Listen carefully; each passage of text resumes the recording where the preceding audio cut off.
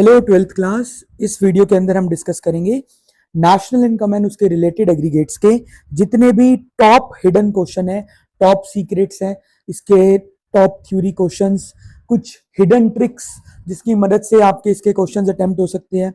क्योंकि बेटा होता क्या है, इस चैप्टर की न्यूमेरिकल तो फिर बच्चा एक पॉइंट के बाद करने लग जाता है। इस यूनिट के अंदर एक्चुअली आपके मैक्रो के जो पहले 4 चैप्टर्स है ना, वो चारों मिलकर नेशनल इनकम की यूनिट कहलाते हैं। तो इसके अंदर कुछ क्वेश्चंस ऐसे हैं जो जितनी मर्जी प्रैक्टिस करो बच्चा कंफ्यूज एंड पॉइंट पे हो ही जाता है।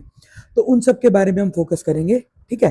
अब सबसे पहले बेटा हम ना थोड़ा न्यूमेरिकल पॉइंट पे बात करते हैं, थोड़ी सी न्यूमेरिकल रिवीजन, फिर आगे बढ़िया बढ़िया हिडन क्वेश्चंस। सबसे पहले अगर हम शॉर्ट में बात करें, नेशनल इनकम के एग्रीगेट्स कौन कौन है। इस चैप्टर में आपने देखा होगा जिन बच्चों को मान लो कुछ भी नहीं पता ना अगर, तो वो बड़ा कंफ्यूज होते हैं, ये क्या आ गया जी, GNPMP, NNPMP, GDPMP, NDPMP, etcetera etcetera etcetera etcetera. बेटा पहली बात, इनकी फुल फॉर्म क्या होती है। अगर मैं एक सीक्वेंस की बात करूं ना, तो वो ये होती है GDP, फिर या तो वो MP पे होगा या FC पे होगा, GDP एट MP और FC, ऐसा रहेगा सीक्वेंस इसकी रहेगी। GDP, फिर वो एट MP और एट FC कुछ भी हो सकता है। क्या फर्क है भाई, कन्वर्जन्स का फर्क है। इस वीडियो में कमेंट बॉक्स में मैं डिस्क्रिप्शन में लिंक अटैच कर दूंगा मेरे दूसरे चैनल की कन्वर्जन वीडियोस का, जिसके अंदर ये नेशनल इनकम की जो कन्वर्जन्स है वो सारी डिटेल में समझा रखी है। अभी फिलहाल शॉर्ट में एक बार बात कर लेते हैं। बेटा एक कन्वर्जन होती है ग्रॉस की और नेट की, उनका फर्क क्या होता है, डेप्रिसिएशन। ठीक है, आपको कई बार मैंने बोला था, ऐसे समझ लो कि लाइक ये देखो, जो बड़ी वैल्यू है वो ग्रॉस की है, जो छोटी वैल्यू है वो नेट की है। अगर आपको नेट की वैल्यू निकालनी है, नेट यानी छोटी वैल्यू, तो ये जो बड़ी वाली वैल्यू है ग्रॉस की, इसमें से कुछ माइनस करना पड़ेगा। और अगर आपको ग्रॉस की वैल्यू निकालनी है यानी बड़ी वाली वैल्यू, तो नेट में कुछ क्या करना पड़ेगा, प्लस करना पड़ेगा। और नेट और ग्रॉस की कन्वर्जन में क्या प्लस माइनस होता है, डेप्रीसिएशन। यही चीज बेटा यहाँ पर भी अभी आपको लिखी मिलेगी, देखना। ये देखो कि ग्रॉस से नेट जाना है अगर हमें तो माइनस डेप्रीसिएशन, और नेट से ग्रॉस जाना है, बड़ी वैल्यू में जाना है तो प्लस डेप्रीसिएशन। ठीक है, इसी तरीके से बेटा आपकी डोमेस्टिक और नेशनल की कन्वर्जन होती है, डोमेस्टिक की और नेशनल की। इसके अंदर भी अगर हम लॉजिक सीखे तो ये देखो, बड़ी वैल्यू होती है नेशनल की, छोटी वैल्यू होती है डोमेस्टिक की। तो बेटा अगर आपको नेशनल की वैल्यू निकालनी है, बड़ी वैल्यू निकालनी है, तो डोमेस्टिक से नेशनल जाने के लिए क्या करना पड़ेगा, डोमेस्टिक में net factor income from abroad plus करनी पड़ेगी।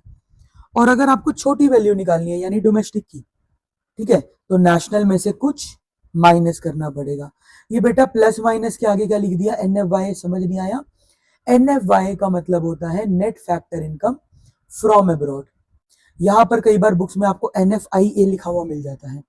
ठीक है, ये देखो, नेशनल से डोमेस्टिक जाना है, छोटी तरफ जाना है, तो net factor income from abroad minus कर देंगे। अगर डोमेस्टिक से नेशनल जाना है तो क्या कर देंगे, प्लस कर देंगे जी। नेक्स्ट MP और FC की जो कन्वर्जन होती है, फैक्टर कॉस्ट और मार्केट प्राइस की। इसके अंदर भी बेटा है देखो, कॉस्ट ऑब्वियस सी बात है कम होती है, मार्केट प्राइस ज्यादा होता है।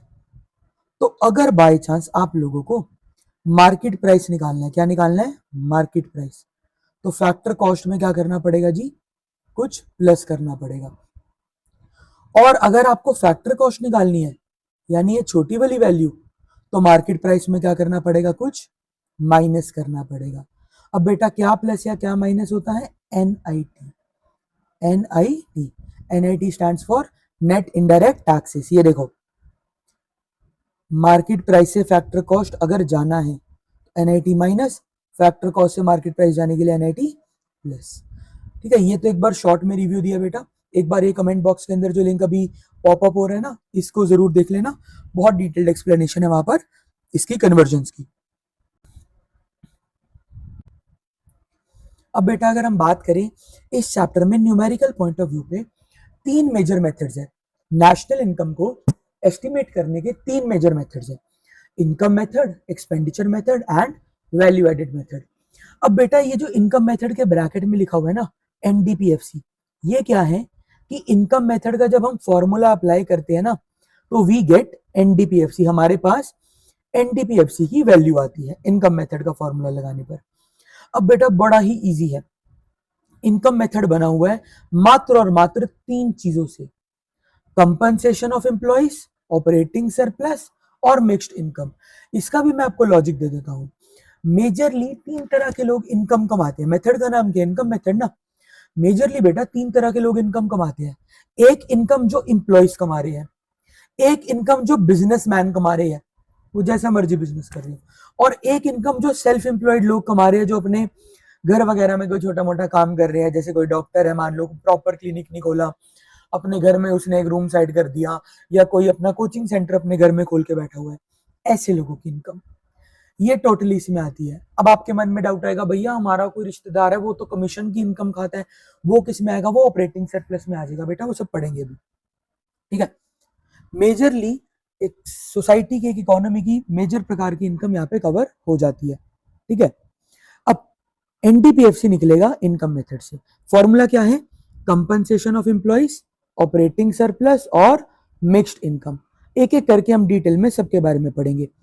कंपनसेशन ऑफ एम्प्लॉइज क्या होता है बेटा, कोई भी चीज एक एम्प्लॉयर अपने एम्प्लॉय को दे दे। हाँ देखो बड़ी सिंपल लैंग्वेज है, कोई भी चीज एक एम्प्लॉयर अपने एम्प्लॉय को दे। एम्प्लॉयर कौन होता है बेटा, बॉस, मालिक, मैनेजर। एम्प्लॉय जो उसके यहाँ काम कर रहे हैं, ठीक है। कोई भी चीज एक एम्प्लॉयर अपने एम्प्लॉय को दे, चाहे कैश में दे, चाहे काइंड में दे, कैश के अलावा कुछ और, चाहे वो पर डे की दिहाड़ी वेजेस हो, चाहे मंथली सैलरी हो, चाहे कोई बोनस दे, चाहे कोई अलाउंस दे। बोनस और अलाउंस के example like for example dearness allowance, travelling allowance, house rent allowance, bonus में दिवाली बोनस या कुछ भी। चाहे एक एम्प्लॉयर अपने एम्प्लॉय के लिए सोशल सिक्योरिटी कंट्रीब्यूशन करे। सोशल सिक्योरिटी कंट्रीब्यूशन मतलब उसके रिटायरमेंट के पैसों में कंट्रीब्यूट करे, जैसे पेंशन, ग्रेचुइटी में, वो सब कंपनसेशन ऑफ एम्प्लॉयज में आता है। और भी बहुत कुछ है बेटा जो यहाँ नहीं लिखा हुआ, वो भी मैं बता देता हूँ। लाइक फॉर एग्जाम्पल आप ये लगा लो कि बेशक कंपनी वाले अपने एम्प्लॉयज को सब्सिडाइज्ड दामों पर लंच अवेलेबल करवा रहे हैं, ठीक है, कि बहुत कम मात्रा के अमाउंट पर उनको रहने की जगह दे रही है, उनको लंच दे रहे हैं खाने का, वो सब। कि यार कोई भी चीज अगर एक एम्प्लॉयर अपने एम्प्लॉय के लिए कर रहा है, ठीक है, ये वाले बेनिफिट सबको नहीं मिलते, उन्हीं को मिल रहे हैं क्योंकि वो बंदा अपनी सर्विसेज दे रहा है, किसी की यहाँ नौकरी कर रहा है, तो वो उसमें आ जाता है। उसके बाद बेटा ऑपरेटिंग सरप्लस पढ़ने से पहले याद रखना बिजनेस रिलेटेड कमाई। अब बेटा बिजनेस की कोई लिमिट नहीं है, बिजनेस कई प्रकार के होते हैं। अगर आप प्रॉपर्टी डीलर हो, आपका प्रॉपर्टीज का काम है, तो आप रेंटल इनकम कमाओगे। फाइनेंस फुनेंस का काम है तो ब्याज कमाओगे। कमीशन बेसिस का काम है तो कमीशन की इनकम होती है रॉयल्टी। गुड्स और सर्विसेज बेचते हो तो वो प्रॉफिट होता है। इन्वेस्टर की इनकम को डिविडेंड कह देते हैं, ठीक है। ये सारी की सारी अलग अलग प्रकार की इनकम जी तो है, rent, interest, royalty, profit, dividend, depends आप किस प्रकार के बिजनेस में हो, वो आपकी इनकम होगी। तो ऑपरेटिंग सरप्लस में बुक के हिसाब से क्या आएगा, interest, rent, royalty, profit, total 4 चीजें, टोटल 4 चीजें आनी है, रेंट, रॉयल्टी, इंटरेस्ट और प्रॉफिट। और बेटा ये प्रॉफिट की ब्रांचेस क्यों बना रखी है, अगर कभी किसी क्वेश्चन में आपको प्रॉफिट ना दे रखा हो तो डिविडेंड वो भी एक तरीके का प्रॉफिट होता है, कॉर्पोरेट टैक्स, रिटेन्ड अर्निंग्स या फिर अनडिस्ट्रीब्यूटेड प्रॉफिट्स, इनको आप प्लस कर देंगे तो प्रॉफिट आ जाएगा। उसके बाद मिक्स्ड इनकम बेटा क्वेश्चन में दे ही रखी होती है, बस कई बार मिक्स्ड इनकम को mixed income of self employed बोल देते हैं। क्या होता है ज्यादा समझ नहीं आया अभी, आगे कोई बात नहीं, आ जाएगा। बस टिप्स का ध्यान रखना है यहाँ पर कि अगर मेन वैल्यू ले ली ना तो पार्ट्स को कंसीडर नहीं करोगे। मतलब इसका, जैसे बेटा यहाँ पर देखो, अगर प्रॉफिट गिवन है ना आपको, तो फिर आप ये डिविडेंड वगैरह को काउंट नहीं करोगे क्योंकि प्रॉफिट के अंदर ही इंक्लूड हो गए। नेक्स्ट बेटा आपके पास आता है एक्सपेंडिचर मेथड। कौन सा मेथड, एक्सपेंडिचर मेथड। जैसे इनकम मेथड एनडीपीएफसी निकालता था, एक्सपेंडिचर मेथड बेटा जीडीपीएमपी की वैल्यू निकाल के देता है। बड़ा सिंपल मेथड है, देखो यहाँ पे 4 लिखा हुआ है, 4 का मतलब यहाँ पे ऐसे ही नहीं लिखा हुआ है, 4 मतलब इसके फॉर्मूले में टोटल 4 चीजें आ रही है। अब लॉजिक मैं बता देता हूं, 4 चीजें क्या होंगी, खर्चा ना, एक होएगा प्राइवेट सेक्टर का खर्चा जो नॉर्मली लोग अपने लिए कर रहे हैं, एक हमारे देश में सरकार का बहुत रोल है, तो सरकारी खर्चा। एक होगा इंपोर्ट एक्सपोर्ट के टाइम पर जो खर्चा होता है, फॉरेन ट्रेड का खर्चा। और एक इन्वेस्टमेंट रिलेटेड खर्चा, क्योंकि इन्वेस्टमेंट भी एक तरीके का है तो एक्सपेंडिचर ही ना, नो डाउट वो रिटर्न दे देता है, बट है तो एक प्रकार का खर्चा ही। इसलिए ये चार चीजें लिखी है, प्राइवेट सेक्टर का, सरकारी सेक्टर का, इंपोर्ट एक्सपोर्ट का और इन्वेस्टमेंट का। अभी पढ़ते हैं, बढ़िया समझ आएगा। एक्सपेंडिचर मेथड के फॉर्मूले में चार चीजें आती है। Number one, private final consumption expenditure, जिसको पर्सनल फाइनल कंजम्पशन एक्सपेंडिचर भी बोला जाता है, house hold final consumption expenditure भी बोला जाता है। अर्थात जो खर्चा प्राइवेट सेक्टर के लोग पर्सनली हाउस होल्ड अपने ऊपर कर रहे हैं, वो सब आएगा। नेक्स्ट आ जाता है गवर्नमेंट फाइनल कंजम्पशन एक्सपेंडिचर, सरकारी खर्चा। गवर्नमेंट फाइनल कंजम्पशन एक्सपेंडिचर, सरकार इकोनॉमी में रहते हुए क्या खर्चा कर रही है, दूसरा हो गया ये। तीसरा बेटा नेट एक्सपोर्ट्स, क्या आएगा, नेट एक्सपोर्ट्स। नेट एक्सपोर्ट्स का मतलब क्या होता है, एक्सपोर्ट्स माइनस इंपोर्ट्स। अगर बाय चांस नेट एक्सपोर्ट्स की जगह आपको नेट इंपोर्ट्स दे रखे होंगे, तो आप भी प्लस की जगह क्या कर दोगे, माइनस। सबसे इंपॉर्टेंट है लास्ट वाला, ग्रॉस डोमेस्टिक कैपिटल फॉर्मेशन या ग्रॉस इन्वेस्टमेंट। बेटा ये थोड़ा बढ़िया है, इसको ना रिपीट करके भी देखना एक बारी। ग्रॉस डोमेस्टिक कैपिटल फॉर्मेशन या ग्रॉस इन्वेस्टमेंट, इसका क्या सिनेरियो है भाई, ध्यान से देखना। अगर आपको ग्रॉस की जगह नेट वाली वैल्यू दे रखी हो, ग्रॉस डोमेस्टिक कैपिटल फॉर्मेशन की जगह नेट डोमेस्टिक कैपिटल फॉर्मेशन दे रखी हो, तो हमें तो पता है बेटा ग्रॉस और नेट की कन्वर्जन क्या होती है, डेप्रिसिएशन। तो प्लस कर देना चुपचाप डेप्रिसिएशन। इस ग्रॉस डोमेस्टिक कैपिटल फॉर्मेशन की जगह इसका दूसरा नाम भी दे रखा हो सकता है आपको, जैसे कि ग्रॉस इन्वेस्टमेंट। इसके अलावा बेटा ग्रॉस इन्वेस्टमेंट मतलब टोटल इन्वेस्टमेंट होता है ना, तो अगर क्वेश्चन में आप पे तीन अलग अलग इन्वेस्टमेंट दे रखी हो, एचएस, पीएस, जीएस, मतलब हाउस होल्ड सेक्टर की, कंज्यूमरों की इन्वेस्टमेंट, पीएस यानी प्रोड्यूसर सेक्टर या फर्म्स की इन्वेस्टमेंट, और जीएस यानी गवर्नमेंट सेक्टर, गवर्नमेंट की इन्वेस्टमेंट, तो आप इन तीनों प्रकार की इन्वेस्टमेंट को क्या कर दोगे, प्लस। और सबसे प्यारा लॉजिक, अगर भाई गलती से यहां पर ग्रॉस डोमेस्टिक कैपिटल फॉर्मेशन की जगह gross domestic fixed capital formation बोल रखा हो, फॉर्मूले में तो ग्रॉस डोमेस्टिक कैपिटल फॉर्मेशन आता है, बट अगर ग्रॉस डोमेस्टिक कैपिटल फॉर्मेशन की जगह gross domestic fixed capital formation दे रखा हो, सिर्फ ये वाला एक वर्ड एक्स्ट्रा हो, फिक्स्ड, तो बेटा इन्वेस्टमेंट दो प्रकार की और भी होती है। फिक्स्ड इन्वेस्टमेंट जो आपने अपने फिक्स्ड एसेट्स में कर रखी होती है, जैसे लैंड, बिल्डिंग, प्लांट, मशीनरी, इन सब में। और एक इन्वेंट्री इन्वेस्टमेंट होती है जो आप अपने स्टॉक्स में करते हो, अपने सामान में करते हो, रॉ मटेरियल्स वगैरह में करते हो। तो अगर अगला स्पेशली बोल रहे हैं ना तुम्हें कि भाई हम तो gross domestic fixed capital formation दे रहे हैं, मतलब इन्वेंट्री वाली नहीं ले रहे, इन्वेंट्री वाली इन्वेस्टमेंट आप इसके अंदर खुद से प्लस करोगे, और अगर वो ना हो उसका दूसरा नाम आपको क्या मिलेगा, चेंज इन स्टॉक। इसके बाद वैल्यू एडेड मेथड थोड़ा आगे आएगा, पहले यहां तक की वीडियो एक बार दोबारा जरूर देखो। इसके बाद बेटा आ जाता है रियल और नॉमिनल जीडीपी।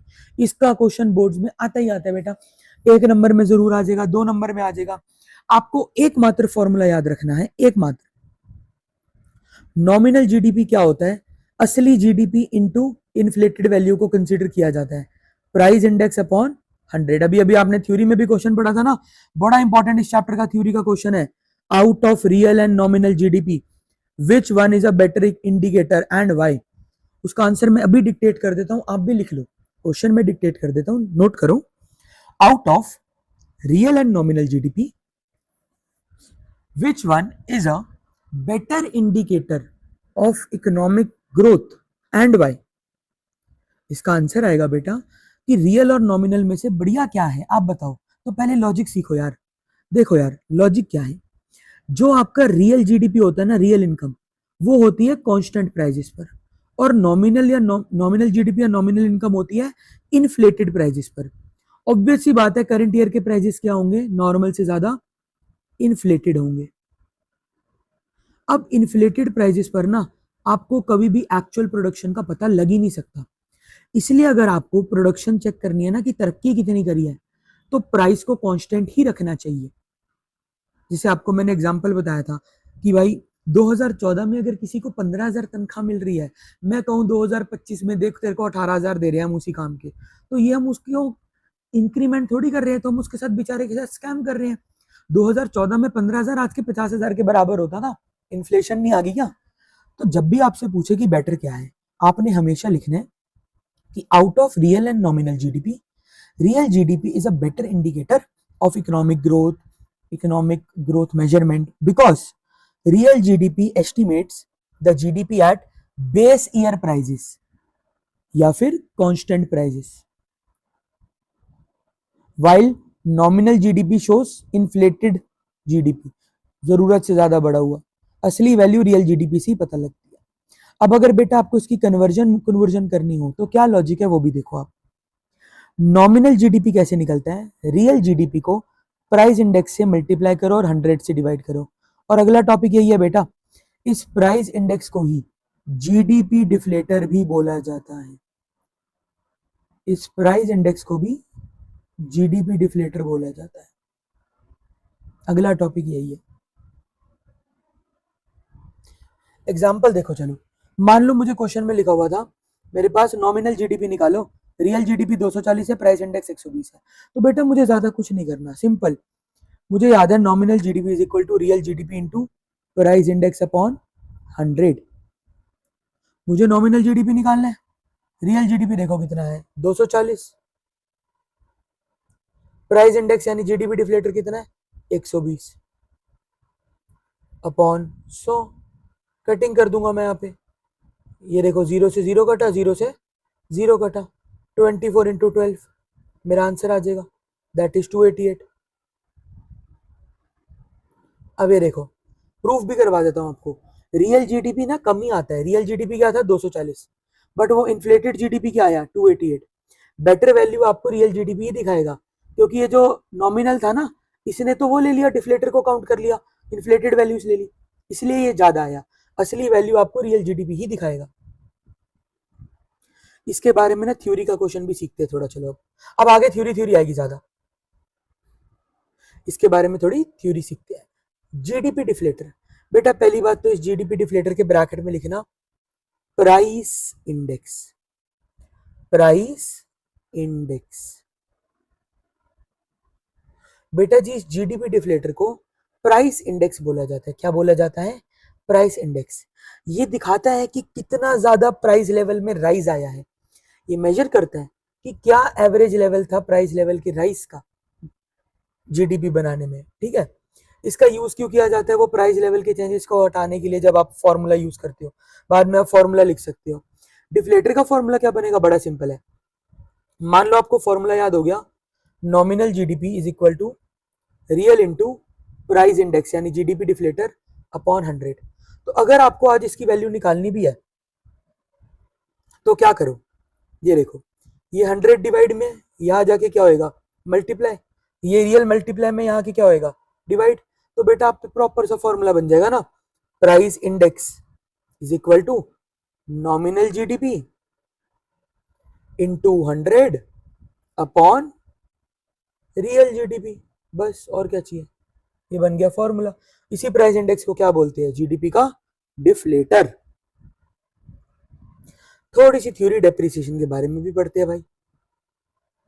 डेप्रिसिएशन क्या होता है?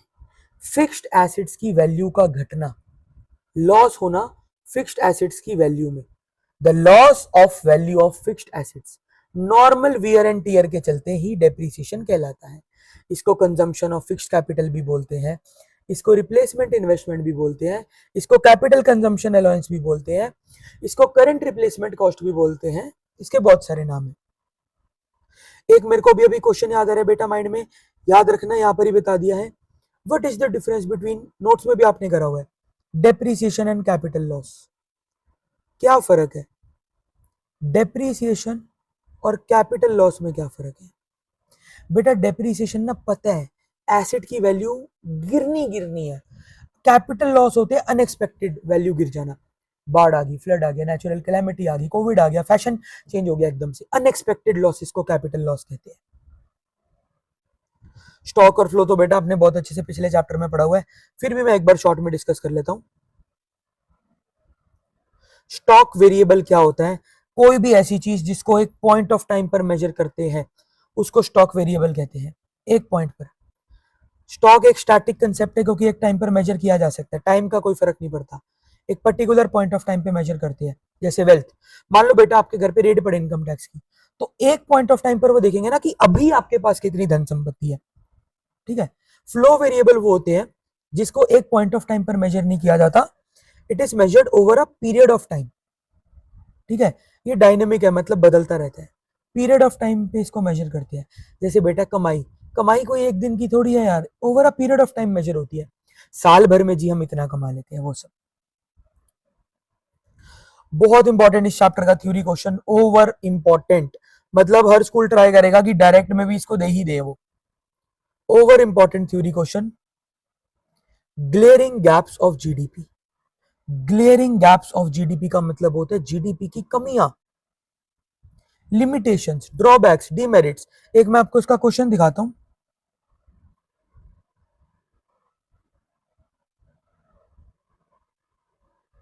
ये देखो,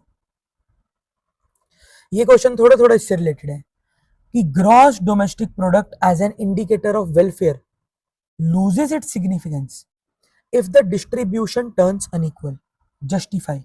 हिंदी में इसका मतलब है कि एक वेलफेयर का इंडिकेटर मानते हुए जीडीपी फेल हो जाता है अगर आप देखो कि उसकी डिस्ट्रीब्यूशन ऑफ इनकम अनइक्वल है। ये पॉइंट अभी हमने एक्सटर्नल इसमें पढ़ना है, ये जो हमने आपको व्हाइट बोर्ड दिख रहा था ना, ये हमने इसमें पढ़ना है, बकायदा पहला पॉइंट ही यही है। अब देखो हम पढ़ते हैं, इंपॉर्टेंट क्वेश्चन है, ध्यान से समझना, अगर आज तक भी कभी नहीं पढ़ाना है तो भी कोई इशू नहीं। जीडीपी का मतलब क्या होता है बेटा? एक कंट्री में एक साल में कितनी गुड्स एंड सर्विसेज प्रोड्यूस हो रही है, the sum total of all the goods and services produced in a country in an accounting year is known as GDP. एक कंट्री में एक साल में कितनी वैल्यू की गुड्स और सर्विसेज बन जाती है उसको जीडीपी बोला जाता है। इसके ग्लेयरिंग गैप्स यानी इसकी क्या कमियां रह जाती है। पहला पॉइंट वही जिसका मैंने अभी आपको क्वेश्चन पढ़ाया, कॉम्पोजिशन। यार आप लोग ये तो देख लेते हो कि जीडीपी बढ़ रहा है, जीडीपी बढ़ रहा है, ये हो रहा है, वो हो रहा है, भाई साहब जरूरी नहीं है ना कि जीडीपी की कॉम्पोजिशन यानी उसके अंदर के पार्ट्स वेलफेयर वाले हो। अर्थात ऐसा भी हो सकता है यार कि किसी देश का जीडीपी बहुत ज्यादा हो बट उस देश में मेजरली तंबाकू बनता हो, सिगरेट्स बनती हो, अल्कोहल बनता हो, इलीगल वेपन्स बनते हो, इन सब चीजों की प्रोडक्शन से भी तो जीडीपी बढ़ेगा अगर ये उस कंट्री में लीगल है। अब यार टबैको, सिगरेट, अल्कोहल तो लीगल ही है, हम इंडिया की भी बात करें तो इलीगल तो नहीं है ना। अब हमारे देश की जो जीडीपी है उसमें टबैको की प्रोडक्शन भी आती है, सिगरेट की भी आती है, बीड़ी गुटखा सबकी आती है। मैं मानता हूं इनसे जीडीपी बढ़ रहा है लेकिन वेलफेयर तो नहीं बढ़ रहा लोगों का, ठीक है। ये देखो क्या लाइन लिखी हुई है कि यार ऐसे गुड्स जो है, दीज गुड्स में इंक्रीज द जीडीपी। ऐसे गुड्स तंबाकू, सिगरेट, धूम्रपान, पान मसाला, गुटखा, चैनी खैनी, ये सारी चीजें ना जीडीपी तो बढ़ा देंगी बेटा। आप अगर मान लो फॉर एग्जांपल, वैसे तो करना नहीं चाहिए अगर आप इन सब चीजों को कंज्यूम करते भी हो, तो अभी तो आपको लग रहा है जी मजा आ रहा है, at the end it will cause a negative impact on your health ना। इससे लोगों के वेलफेयर पर तो नेगेटिव इंपैक्ट आएगा, ठीक है। अब जैसे मान लो अल्कोहल जैसी चीज है, जो पी रहा है उसकी फिजिकल हेल्थ खराब होगी और उसके अलावा मेंटल हेल्थ उसकी खुद की खराब होगी, सोसाइटी को वो अलग दुखी करेगा, ठीक है। अब सिगरेट जो पी रहा है उसकी खुद के तो लंग्स खराब हो ही रहे हैं और वो जो धुआं एनवायरनमेंट में एक्सपोज कर रहा है वो सब भी नुकसान है। तो ये देखो यही पॉइंट था और ये जो क्वेश्चन था ना इसका पूरा पूरा मतलब यही था। ये देखो दोबारा पढ़ते हैं क्वेश्चन कि जीडीपी एक इंडिकेटर वेलफेयर का मानते हुए अपनी पूरी सिग्निफिकेंस त्याग देता है अगर डिस्ट्रीब्यूशन इनइक्वल है। ये हाँ, ये वाला क्वेश्चन डिस्ट्रीब्यूशन का है, डिस्ट्रीब्यूशन वो भी आगे आएगा, खैर क्वेश्चन वो कमी का ही था। अब दूसरी कमी, नॉन मॉनेटरी ट्रांजेक्शन। जीडीपी के अंदर बार्टर सिस्टम वाली ट्रांजेक्शन तो इग्नोर हो जाती है, इसलिए जीडीपी थोड़ा कम भी दिखता है। आज भी बहुत सारे गांव में बार्टर सिस्टम चलता है बेटा। बार्टर सिस्टम क्या होता था? कॉमोडिटी फॉर कॉमोडिटी, सामान के बदले सामान, आज भी चलता है बट क्या करे उसको कंसीडर नहीं किया जाता। नेक्स्ट आपका आ जाता है डिस्ट्रीब्यूशन ऑफ इनकम। ये वाला पॉइंट था बेटा वो जो इसका क्वेश्चन था ना, ये वाला।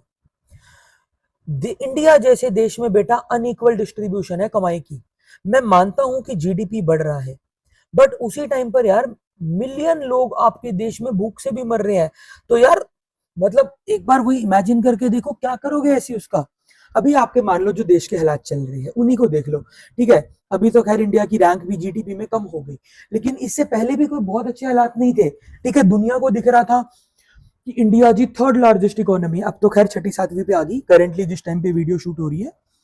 इससे पहले हम काफी टाइम थर्ड लार्जेस्ट इकोनॉमी रहे। भाई लोगों को लगता था third largest economy, third largest economy. हमें पता है ना रियलिटी हमारे देश में यार, मर्डर, क्राइम, चोरी डकैती, लूटपाट, चेन स्नैचिंग, क्या क्या हो रहा है, ह्यूमन ट्रैफिकिंग, ठीक है, क्या क्या कर रहे हैं लोग, क्योंकि उन पे खाने को रोटी नहीं है या गरीबी है, ठीक है।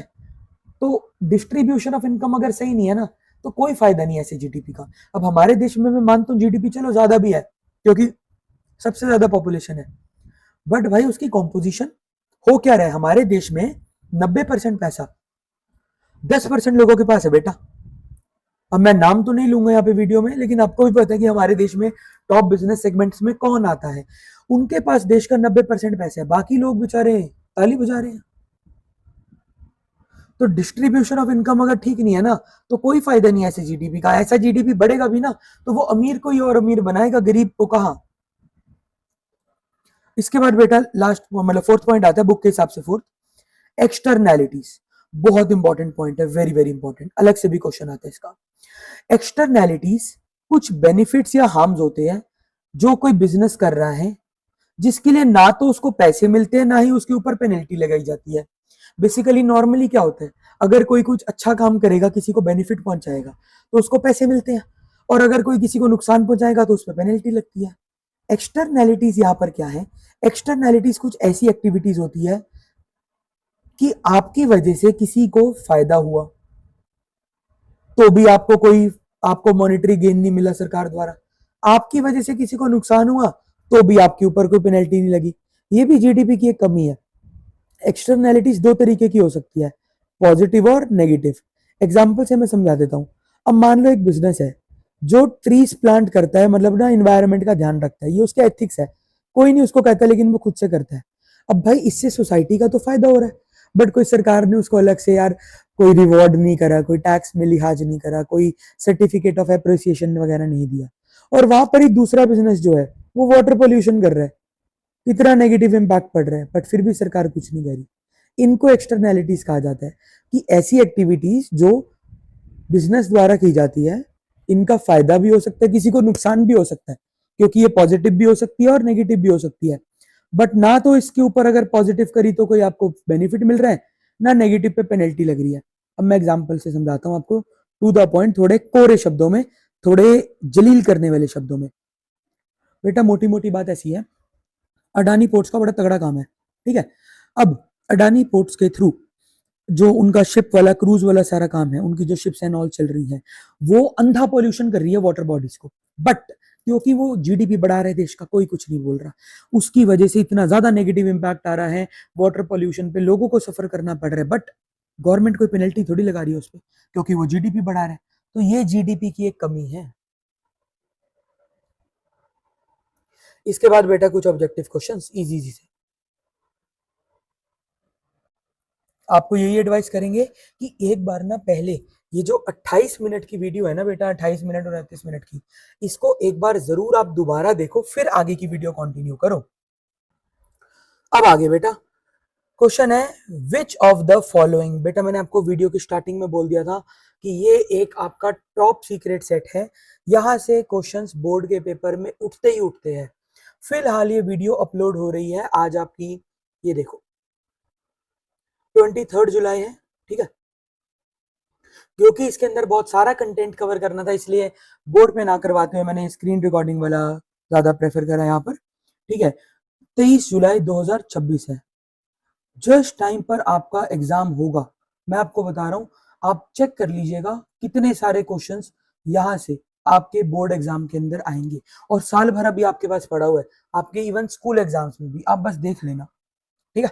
अब which of the following is not a normal resident of a country, देखते हैं भाई, अलग अलग केसेस पढ़ेंगे। An Indian working in World Health Organization situated in India, यार ये तो इंडिया का नॉर्मल रेजिडेंट हुआ। फिर एन इंडियन, फिर ये इंडिया का रेजिडेंट हुआ। ये क्या लिखा हुआ है, an American tourist in India. यार ये नाम से बता दिया इसने, अमेरिकन टूरिस्ट है, बाहर का अमेरिका की नेशनैलिटी वाला है, तो इसलिए बी लिखा हुआ है यहाँ पर। डी एक बार फिर भी पढ़ लेते हैं हम, ठीक है। Branch of WHO in India, यार ये वैसे भी वर्ल्ड हेल्थ ऑर्गेनाइजेशन तो एक ऑर्गेनाइजेशन होगी ना, कोई बंदा थोड़ी हुआ है, तो वैसे भी ये नॉर्मल रेजिडेंट में कहाँ से आ जाएगा, ये तो वैसी कोई ऑर्गेनाइजेशन है। तो इनमें से कौन नहीं है, ये अमेरिकन नहीं है भाई, नाम से पता लग रहा था। अब ये वैल्यू एडेड मेथड पे एक वो है MCQ, a firm's value added is equal to, भाई सिंपल सा फॉर्मूला होता था, आप सोचो वैल्यू ऑफ आउटपुट, मैं लिख के कर देता हूं, ये देखना भी, ये रहा वैल्यू एडेड मेथड का फॉर्मूला क्या होता था, value of output minus intermediate consumption, value of output minus intermediate consumption, ठीक है। वैल्यू ऑफ आउटपुट का मतलब क्या होता था, कितने का वो सामान बेच रहा है, sales plus change in stock, और इंटरमीडिएट कंजम्पशन उसकी कॉस्टिंग क्या आ रही है, तो भी देखते हैं। कल्ला सेल्स नहीं, प्रॉफिट नहीं, सेल्स प्लस नहीं, सेल्स माइनस कॉस्ट, ये आएगा भाई, कि सेल्स में से कितनी उसकी इंटरमीडिएट कंजम्पशन हुई, ये आएगा सी पार्ट। अगला, विच of the following is not an intermediate good for a farmer, seeds intermediate होता है, फर्टिलाइजर भी इंटरमीडिएट है,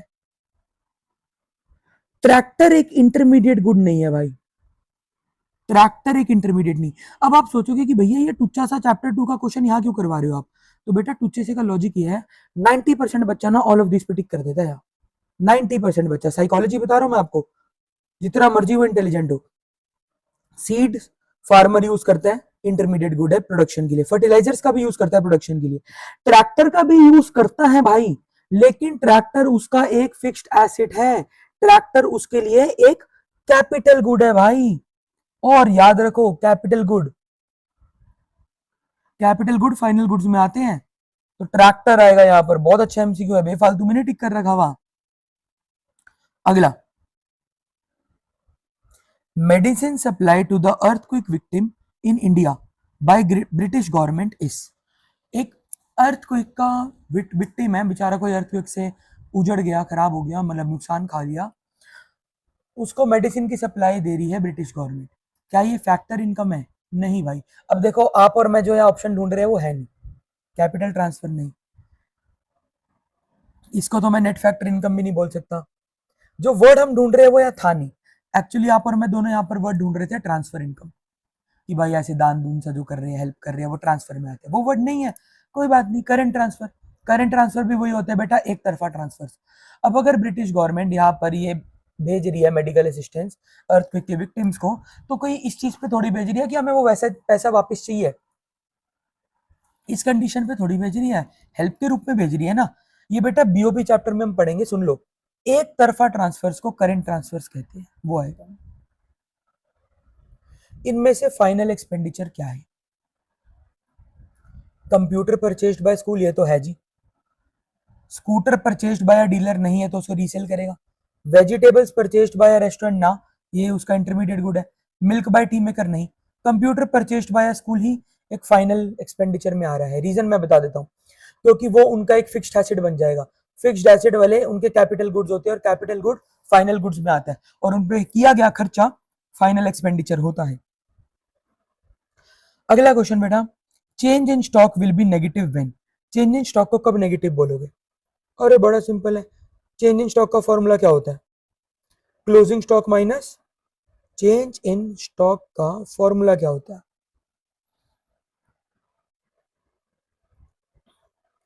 closing stock minus opening stock. तो कब नेगेटिव आएगा, अगर क्लोजिंग स्टॉक की वैल्यू थोड़ी छोटी पड़ जाए, जैसे मान लो क्लोजिंग स्टॉक 10 है, ओपनिंग स्टॉक अगर 15 होगा तभी नेगेटिव वैल्यू आएगी ना। बेसिकली अगर ओपनिंग स्टॉक ज्यादा बड़ा होगा, तो बी पार्ट, कि अगर ओपनिंग स्टॉक की वैल्यू ज्यादा होगी तभी ये नेगेटिव आएगा change in stock. Domestic income किसको बोलते हैं, एनडीपीएफसी को, याद रखना बेटा, डोमेस्टिक इनकम किसको बोलते हैं, एनडीपीएफसी को। यहाँ पर लिखा नहीं हुआ नेशनल इनकम किसको बोलते हैं, ये एनएनपीएफसी जो है ना, ये लिख लेना यहाँ पर ही, ये होती है नेशनल इनकम, और एनडीपीएफसी होती है डोमेस्टिक इनकम, याद रखना। लीकेज क्या होती है बेटा? जब इकोनॉमी से पैसा निकल जाए। इनमें से क्या लीकेज का एग्जांपल नहीं है? सेविंग्स एक लीकेज मानी जाती है, इकोनॉमी से पैसा निकल जाना, क्योंकि यार आपने इकोनॉमी से तो पैसा निकाल लिया ना, आपने अपने घर पे सेव कर लिया। वही माइक्रो मैक्रो पैराडॉक्स वाली बात है। आपने पैसा मार्केट से निकाल लिया, आपके घर पे सेव हो गया, लेकिन मार्केट में रहता तो कितना उससे पैसा बनता ना। और टैक्सेस, इंपोर्ट्स और इंटरमीडिएट गुड्स, बेटा इनमें से सिर्फ इंटरमीडिएट गुड्स ही एक लीकेज का एग्जांपल नहीं है। इंपोर्ट करने से भी लीकेज होती है, क्योंकि आप बाहर से सामान मंगा रहे हो, आपके इकोनॉमी से पैसा जाएगा। टैक्सेस में भी लोगों का पैसा तो जा ही रहा है, और सेविंग्स में भी। इंटरमीडिएट गुड्स लीकेज का एग्जांपल नहीं है। उसके बाद final goods includes only those goods which are consumed by the households, defend और रिफ्यूट। कंप्लीटली फॉल्स बेटा, कंप्लीटली फॉल्स। ये देखो, यहाँ पे एक फ्लो चार्ट आपको बना के बता देता हूं मैं। ये जो बेटा आपके फाइनल गुड्स होते हैं ना, ये भी दो तरीके के होते हैं, consumer final goods, producer final goods. तो ये अपने मुंह से बोल रहे हैं कि फाइनल गुड्स में सिर्फ वो गुड्स आते हैं जो हाउस होल्ड कंज्यूम करते हैं। हाउस होल्ड यानी कंज्यूमर कंज्यूम करते हैं। एक बार देखो तो सही इनकी बात, वो रील देखिए ना, मस्ती तो देखो इनकी। Final goods include only those goods which are consumed by household. Household का मतलब बेटा कंज्यूमर है। तो प्रोड्यूसर कहा गया? तो भाई हम इसको रिफ्यूट करेंगे, हम स्टेटमेंट के अगेंस्ट बोलेंगे। आप सिंपली अपना आंसर लिख सकते हो, the given statement is refuted, क्योंकि फाइनल गुड्स के अंदर वो वाले गुड्स आते हैं जो या तो हाउस होल्ड कंज्यूम करते हैं या फिर प्रोड्यूसर खरीदता है उन्हें। ठीक है, ये तो आगे आंसर किया, और भी डिटेल में लिख सकते हो बेटा। ये वाला सेकंड क्वेश्चन बहुत इंपॉर्टेंट क्वेश्चन है, आपको मैंने मैक्रो के चैप्टर 2 में करवा दिया था कि सर्कुलर फ्लो का प्रिंसिपल यही है कि एक बंदे का खर्चा दूसरे की कमाई है। बेटा ये बहुत तगड़ा लॉजिक है, ध्यान रखो। मैंने आपको एग्जांपल भी दिया था कि आज अगर मान लो आपके पेरेंट्स एक गवर्नमेंट एम्प्लॉई है, ठीक है, गवर्नमेंट ने अपना खर्चा करा तो आपके घर में सैलरी आई, ठीक है, गवर्नमेंट का खर्चा आपके पेरेंट्स की कमाई थी। फिर आप लोगों ने उससे राशन खरीदा, आप लोगों ने खर्चा करा तो राशन वाले की कमाई हुई, ठीक है। फिर राशन वाला भी अपना सारा राशन बिना सब्जी के थोड़ी खा जाएगा, उसने कुछ खर्चा करा, सब्जी खरीदी, सब्जी वाले की कमाई हुई, उसका खर्चा हुआ। ठीक है, इस तरीके से इकोनॉमी चलती है। एक बंदे का खर्चा दूसरे बंदे की क्या लगती है? कमाई। तो सिंपल सी बात है भाई, बहुत अच्छा आंसर यहाँ पे लिखा हुआ है। आप जो मैंने नोट्स में लिखा है वो वाला भी लिख सकते हो। In a two sector economy, in a two sector economy, households and firms exist to run the economy. एक टू सेक्टर वाली इकोनॉमी में, यहाँ पे आप डायग्राम भी बना सकते हो टू सेक्टर फ्लो का। हाउस होल्ड और फर्म्स दोनों होते हैं इकोनॉमी चलाने के लिए।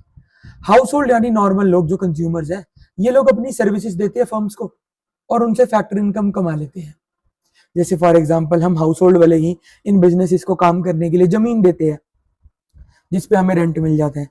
अगर हम में से मान लो कोई गरीब कैटेगरी से आ रहे हैं जिन पे जमीन है या पैसा नहीं है, तो हम लोग इन लोगों के लिए काम करते हैं एज अ मजदूर, एज एन एम्प्लॉय। तो उसके बदले में महीने के एंड में लोग हमें वेजेस सैलरी दे देते हैं। हम लोग इन बिजनेसमैन को पैसा देते हैं अपना, उसमें हमें प्रॉफिट देते हैं।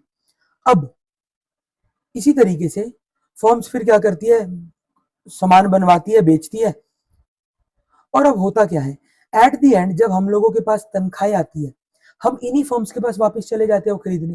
बेसिकली मैं सही बताऊं तुम्हें, यहाँ वाला ये आंसर की का आंसर उतना बढ़िया नहीं है जितना बढ़िया आंसर मैंने नोट्स में तुम्हें लिखवा रखा है। तुम वो वाला लिखना, यहाँ वाला थोड़ा सा मुझे टुच्चा लगा, ज्यादा बेटर आंसर आपने अपने नोट्स में लिखा हुआ है। क्वेश्चन क्वेश्चन ऐसे पढ़ लो, आंसर अपने नोट से लिखना, जिसके पास नहीं होगा मेरे से मांग लेना, ठीक है, मिल जाएगा। और अगर कोई दूर का बच्चा भी इसको देख रहा है, कमेंट कर देना, मिल जाएगा आपको, ठीक है। इसके बाद भाई ये वाले क्वेश्चंस पेपर में आते हैं। Explain how following would be treated while estimating domestic income of India. Payment made by a Japanese tourist for goods purchased in India. ठीक है भाई, अब बताओ, अगर कोई जापानीज टूरिस्ट इंडिया में आया, इंडिया में आके उसने सामान खरीदा, जापानीज टूरिस्ट ने इंडिया में सामान खरीदा, इनकम तो इंडिया में जनरेट हुई, तो हमारी डोमेस्टिक टेरिटरी में हुई है ना, तो हमारी डोमेस्टिक इनकम में आएगा सिंपली कि goods purchased bye Japanese tourist in India were produced in domestic territory, तो वो हमारे डोमेस्टिक इनकम का पार्ट होगा। दूसरा, ब्रोकर यानी एजेंट की कमीशन सेकेंड हैंड गुड्स पे, ये भी आती है यार, हमने पढ़ा था सेकेंड हैंड गुड्स नहीं आते, उनकी कमीशन आती है। तो brokers commission on the sale of second hand goods will be included, ठीक है, क्योंकि ये उसकी मेहनत की कमाई है यार, जो उसने कमाई है। ये वाला एक क्वेश्चन पढ़ लिया था हमने कि जीडीपी अपना सारा महत्व लूज कर देता है जिस देश में डिस्ट्रीब्यूशन अनइक्वल हो। एक बार ये पढ़ लेना, नॉर्मल से लिखा हुआ है कि हो क्या रहा है भाई, जीडीपी से बेनिफिट हो रहा है रिचर क्लास को, क्योंकि वो और अमीर हो रहे हैं और गरीब होता जा रहा है। ऐसी जीडीपी का क्या करोगे तुम? बेटा ये वाला क्वेश्चन ऐसा है, 2 साल पहले इसकी बड़ी हाइप बनी थी, पिछले 2 साल से जौन सा मर्जी आप बोर्ड के दिनों में देख लेना, हर यूट्यूबर आपको ये वाला क्वेश्चन तैयार कराता मिलेगा आपको, हर YouTuber. Subsidies to the producers should be treated as transfer payments, defend और रिफ्यूट। और बेटा क्वेश्चन इतना प्यारा है, इसका आंसर आधी जगहों पे कुछ मिलेगा, आधी जगहों पे कुछ मिलेगा। क्वेश्चन का मतलब है कि जो प्रोड्यूसर को सब्सिडी मिल जाती है, जैसे कम दाम पर बिजली, कम दाम पर पानी, ये सब चीजें, ये सब ट्रांसफर पेमेंट माननी चाहिए। आप इसके फेवर में बोल रहे हो या अगेंस्ट बोल रहे हो? तो बहुत सारी बुक्स में लिखा हुआ है हाँ फेवर में, क्योंकि उसके बदले में वो कुछ दे थोड़ी रहे हैं, लेकिन बहुत सारी बुक्स में भी लिखा हुआ है और ज्यादा बेटर आंसर यही है कि यार ट्रांसफर पेमेंट क्यों मान रहे हो? वो लोग, क्या गवर्नमेंट सबका बिजली का बिल कम कर रही है? क्या हम लोगों का भी बिजली का बिल कम कर रही है क्या? या सिर्फ प्रोड्यूसर्स का कर रही है? उन्हीं लोगों का बिजली का बिल कम हो रहा है ना सरकार द्वारा, जो कुछ कर रहा है देश के लिए, कुछ प्रोडक्टिविटी कर रहा है, अपनी कोई काम कर रहा है, फैक्टर सर्विसेज दे रहा है, उन लोगों के लिए हो रहा है ना, सबके लिए थोड़ी हो रहा है। तो भाई क्वेश्चन दोबारा समझा रहा हूं मैं, बड़ा इंपॉर्टेंट क्वेश्चन है, सुन लो। क्वेश्चन है, subsidies to the producers should be treated as transfer payment. इसे डिफेंड करो या रिफ्यूट करो। डिफेंड मतलब इसके फेवर में बोलो, रिफ्यूट मतलब इसके अगेंस्ट बोलो। तो देखो भाई, नहीं, जो प्रोड्यूसर्स को सब्सिडी जा रही है उसको ट्रांसफर पेमेंट ना गिनो। ट्रांसफर पेमेंट वो होती है भाई जो बिना किसी एक्सचेंज ऑफ गुड्स या सर्विसेज के हो रखी हो, कि ऐसी फ्री में, जैसे दान पुण्य की कमाई होगी ना, दान दून कर दिया आपने, वो ट्रांसफर पेमेंट होती है, किसी की हेल्प कर दी, मदद कर दी, दान कर दिया, वो सब। भाई अब ये जो प्रोड्यूसर्स लोग हैं यार, ये लोग कोई भीख थोड़ी मांग रहे हैं भाई, ये लोग काम ही तो कर रहे हैं, एक बार देखो तो सही। ये जो ट्रांसफर पेमेंट्स होती है ना, कायदे से उनको जाती है, बच्चों को पढ़ाई के लिए दे दी स्कॉलरशिप, ओल्ड एज पेंशन दे दी, ठीक है, विडो पेंशन दे दी, वो सारी चीजें होती है भाई, ठीक है। अब ये वाली पेमेंट जो आप इन लोगों को दे रही हो भाई, प्रोड्यूसर्स को सब्सिडी, यार ये तो एक तरीके की फाइनेंशियल सपोर्ट है ना, जो आप उनके बिजनेस को प्रमोट करने के लिए दे रहे हो, कि यार वो सोसाइटी में कुछ बढ़िया कर रहे हैं, एक अच्छा बिजनेस कर रहे हैं, क्योंकि वो सोसाइटी के लिए कुछ कर रहे हैं, तो सरकार उनको ये सब्सिडी दे रही है, हर एक को थोड़ी मिल रही है। तो हमेशा बेटा आपके स्कूल टीचर जो मर्जी लिखवाए, आपको मैं बता रहा हूं, आपने नो ही लिखना है, सब्सिडी को ट्रांसफर पेमेंट नहीं मानना, क्योंकि ट्रांसफर पेमेंट होती है ऐसी जो मतलब विदाउट कंसिडरेशन मिलेगी, गरीब बच्चों को पढ़ाई की स्कॉलरशिप दे दी, ओल्ड एज लोगों को पेंशन दे दी, बिना कुछ बदले में लिए सरकार ने ऐसी दे दी। सब्सिडीज अगर सरकार दे रही है, सरकार उनसे टैक्स नहीं खाती क्या? सोचो तो सही, सरकार बदले में टैक्स नहीं लेती बिजनेस से, डायरेक्ट टैक्स इनडायरेक्ट टैक्स नहीं लेती क्या? और क्या बिजनेसेस वेले बैठे बैठे वो कम में सस्ते में बिजली ले रहे हैं?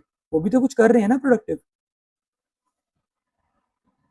फिर बेटा एक क्वेश्चन है, GDP does not give us a clear indication of economic welfare of a country. ये वही आगे बेटा, ये वाला क्वेश्चन था, उस टाइम मिल नहीं रहा था, वो जो हमने पढ़ा था ना, ग्लेयरिंग गैप्स ऑफ जीडीपी, ये ऐसा क्वेश्चन आ सकता है उसका, कि जीडीपी जो है वो एक क्लियर इंडिकेशन नहीं देता कि देश का कितना भला हो रहा है। तो इसमें ना आप इसको डिफेंड करना कि भाई ये बात बिल्कुल ठीक है, जीडीपी ही सब कुछ नहीं है, जीडीपी की कमियां बता देना जी, जीडीपी क्या क्या चीजें चेक नहीं करता, नॉन मॉनिटरी ट्रांजेक्शन नहीं आती, डिस्ट्रीब्यूशन ऑफ जीडीपी नहीं आता, कॉम्पोजिशन नहीं आती, वो सब चीजें। ये बेटा क्वेश्चन कल हमने ऑफलाइन में भी पढ़ा था 22 जुलाई को, mixed income of self employed बताओ। बेटा मिक्स्ड इनकम वो इनकम है जो सेल्फ एम्प्लॉयड लोगों की इनकम है, उन लोगों की कमाई जो अपने खुद के फैक्टर्स ऑफ प्रोडक्शन यूज करते हैं। अब जैसे बेटा मान लो मैं पढ़ा रहा हूँ, ठीक है, अगर मैं अपने घर में ही पढ़ा रहा हूँ तो मैं खुद ही लेबर का काम भी कर रहा हूँ, यहाँ पर अपनी जमीन पर काम कर रहा हूँ, खुद का ही मेरा पैसा लग रहा है, जितना भी सामान सुमन आ रहा है, एंटरप्रेन्योर भी मैं ही हूँ, ठीक है, सारा काम मैं खुद ही कर रहा हूँ, ये मेरे सेल्फ ओन्ड फैक्टर्स है। और एक तरीके से ये मिक्सचर है कई कमाइयों का। जो मेरे को बच्चे फीस दे रहे हैं वो एक तरीके से मेरे वेजेस भी है, दिहाड़ी भी है, सैलरी भी है, एक तरीके से वो इस जगह का रेंट भी है, मैंने जो पैसा लगा रखा है उसका ब्याज भी है, मेरा प्रॉफिट भी वही है। इसलिए इनको मिक्स्ड इनकम बोलते हैं, क्योंकि कई प्रकार की इनकम होती है। और यही एग्जाम्पल यहाँ पर दे भी रखा है। एक और क्वेश्चन भाई, domestic product of a country में आएंगे। डोमेस्टिक प्रोडक्ट का मतलब क्या होता है बेटा, आपको बताया था इस चैप्टर में, जिन्हें नहीं पता, product word can be interlinked with the word income. Product word की जगह पर इनकम वर्ड लिखा आपको मिल सकता है। तो क्या ये डोमेस्टिक प्रोडक्ट यानी डोमेस्टिक इनकम में आएगा? देखते हैं। Profits earned by the branches of countries bank in other countries. बेटा डोमेस्टिक इनकम में वो आता है जहां की टेरिटरी हो। अगर हमारी कंट्री का कोई बैंक है, वो दूसरी कंट्री में जाके कमाई कर रहा है, एक मोमेंट के लिए मैं फिर कह लूं कि इंडिया का बैंक है तो इंडिया की नेशनल इनकम में आ जाएगा, लेकिन कमा तो उनके मुल्क में रहे, उनके देश में रहे, उनकी धरती पर रहा है। तो डोमेस्टिक इनकम में बेटा हमारी नहीं आएगा ना, उनकी मतलब उनकी डोमेस्टिक इनकम में वो बात आ जाती है, हमारी कंट्री के में नहीं आएगा। Profits earned by the branches of a countries bank in other countries will not be a part of domestic income of a country. यहाँ पर ना इन्होंने अ और अदर से बड़ा कंफ्यूज करा। हिंदी में मैं आपको समझाऊं तो क्वेश्चन का मतलब है कि अगर कोई इंडियन बैंक है, मान लो ऐसा किसी दूसरे सेट में ऐसे ही आया था, क्योंकि जब अभी क्वेश्चन आया था, एक इंडियन बैंक है, वो कनाडा में अपनी ब्रांच खोल के बैठा है, क्या वो कनाडा की डोमेस्टिक इनकम में आएगा, इंडिया की डोमेस्टिक इनकम में आएगा? ऐसा क्वेश्चन है भाई। पहली बात, इंडिया का बैंक है, फिलहाल उसकी ब्रांच कहाँ है? कनाडा में। तो जिस धरती पे वहां की डोमेस्टिक इनकम में आता है, वो कनाडा की डोमेस्टिक इनकम में आएगा, इंडिया की डोमेस्टिक इनकम में नहीं आएगा। अगला, gifts given by an employer to his employee on Independence Day. अब बेटा हमने सोचो इंडिपेंडेंस डे है, कायदे से आपने पढ़ा था कंपनसेशन ऑफ एम्प्लॉयज में, कोई भी चीज एक एम्प्लॉयर अपने एम्प्लॉय को दे, चाहे कैश में दे चाहे काइंड में दे। अब यहाँ पर ना इनके आंसर पे हम 100% रिलाई नहीं कर सकते, आपका अपना आंसर होना चाहिए, आपको जस्टिफिकेशन देनी आनी चाहिए। इन्होंने आंसर की में लिखा हुआ है कि will not be a part, क्योंकि ये ट्रांसफर पेमेंट है, क्योंकि वो ये सोच रहे हैं भाई इंडिपेंडेंस डे पे देशभक्ति के पॉइंट ऑफ व्यू से करा। अब क्वेश्चन का पॉइंट ये भी हो सकता था फिर सबको क्यों नहीं करा। अब मैं एक एग्जांपल थोड़ा इसका चेंज कर देता हूं। मान लो एक बिजनेसमैन ने इंडिपेंडेंस डे पे सबको झंडे बांटे, सबको लड्डू खिलाए, ये ट्रांसफर पेमेंट है, ये नहीं आएगी। अगर सिर्फ अपने एम्प्लॉयज को दिए तो यार फिर तो वो ट्रांसफर नहीं कह सकता ना मैं, एक तरीके से। हाँ झंडे झुंडे दे रखे हैं तो वो सब तो वैसे भी आपको पता है, कोई ऐसे मतलब फ्लैग एंड ऑल वो सब चीजें थोड़ी बिकेंगी, तो ट्रांसफर के पॉइंट ऑफ व्यू से लोग लिख रहे हैं। फॉरेन टूरिस्ट ने कोई गुड्स खरीदे हैं, भाई अगर हमारे यहाँ पर आके कोई फॉरेन टूरिस्ट कुछ खरीद रहा है, हमारे एरिया में खरीद रहा है, तो हमारी डोमेस्टिक इनकम का पार्ट होगा। इसके बाद भाई बस ये खत्म होने वाला है, टेंशन ना लो, हो ही गया बस। हाँ, फिर वही डोमेस्टिक प्रोडक्ट में आएगा या नहीं, profits earned bye foreign companies in India. भाई इंडिया के डोमेस्टिक प्रोडक्ट में आएगा भाई। अब सोचो अगर कोई फॉरेन कंपनी इंडिया में अपना ऑफिस खोल के बैठी है और कमाई कर रही है, इंडिया की टेरिटरी में है, तो इंडिया के उसमें आएगा डोमेस्टिक इनकम में। अगला, salaries of Indians working in Russian embassy in India. बेटा एम्बेसी वहां की ही डोमेस्टिक टेरिटरी मानी जाती है, मैंने आपको बताया था। Embassies, consulates, aircraft, vessels, geographical borders, military establishments, ये सब जिस कंट्री की होती है वहां की मानी जाती है। अब रशियन एम्बेसी रशिया की टेरिटरी मानी जाएगी, तो Russian embassy is not a part of India, तो नहीं आएगी। अगला, स्टेट बैंक ऑफ इंडिया अगर जापान में है तो क्या इंडिया की डोमेस्टिक इनकम में आएगा? नहीं भाई, जापान की डोमेस्टिक इनकम में आएगा, क्योंकि जापान में कमा रहे हो आप लोग। एक आधा और पढ़ लो चलो। क्या ये नेशनल इनकम में आएगा? Financial assistance to flood victims, जो लोग बेचारे नुकसान खा गए बाढ़ के चक्कर में, उनको आपने कुछ फाइनेंशियल हेल्प करी, नहीं आएगा क्योंकि ट्रांसफर पेमेंट है। Profits earned by the branches of foreign bank in India, एक फॉरेन बैंक ने इंडिया में पैसे कमाए हैं, क्या वो इंडिया की नेशनल इनकम में आएगा? नहीं भाई, क्योंकि वो पैसा वो अपनी कंट्री ले जाएंगे, फैक्ट्री इनकम वो टू अब्रॉड चली जाएगी। इंडियंस की सैलरी जो अमेरिकन एम्बेसी में काम कर रहे हैं इंडिया में, अमेरिकन एम्बेसी है तो अमेरिका की डोमेस्टिक इनकम में आएगा, और इंडियन बंदा है उसका इकोनॉमिक इंटरेस्ट इंडिया में है तो इंडिया की नेशनल इनकम में आएगा। बस भाई बहुत है। एक क्वेश्चन ऐसे ही बता रहा हूँ जीडीपी और वेलफेयर का, वो तंबाकू वाला क्वेश्चन जो आपने कल करा था ना, बैन, ऐसे ही बता रहा हूँ सुन लो भाई। गवर्नमेंट ने बैन लगा दिया टोबैको पर, ऐसा क्वेश्चन। गवर्नमेंट ने बैन लगा दिया लिकर पर, जीडीपी पे क्या इंपैक्ट पड़ेगा, वेलफेयर पे क्या इंपैक्ट पड़ेगा। सोचो भाई, अगर गवर्नमेंट ने तंबाकू पे बैन लगा दिया, सबसे पहले तो जीडीपी, जीडीपी इनिशियली गिरेगा, जीडीपी डाउन हो जाएगा, क्योंकि उसकी जो प्रोडक्शन हो रही है, प्लांटेशन हो रही है, जो फैक्ट्री फैक्ट्री है वो कम होगी अब। लेकिन लोगों का वेलफेयर जो है इससे वो गिरेगा नहीं, वो बढ़ेगा। अगर तंबाकू तंबाकू बैन हो गया ना तो वेलफेयर बढ़ेगा। ऐसा सा एक क्वेश्चन आ सकता है भाई। That's it, that's all. ये वीडियो बहुत काम रहेगी भाई, आपके बहुत काम की रहेगी, ठीक है। इसको मस्ट वॉच है, ऑलमोस्ट सारे थ्योरी के इंपॉर्टेंट कंसेप्ट इसमें कवर करने का ट्राई करें, ठीक है। That's all, thank you so much.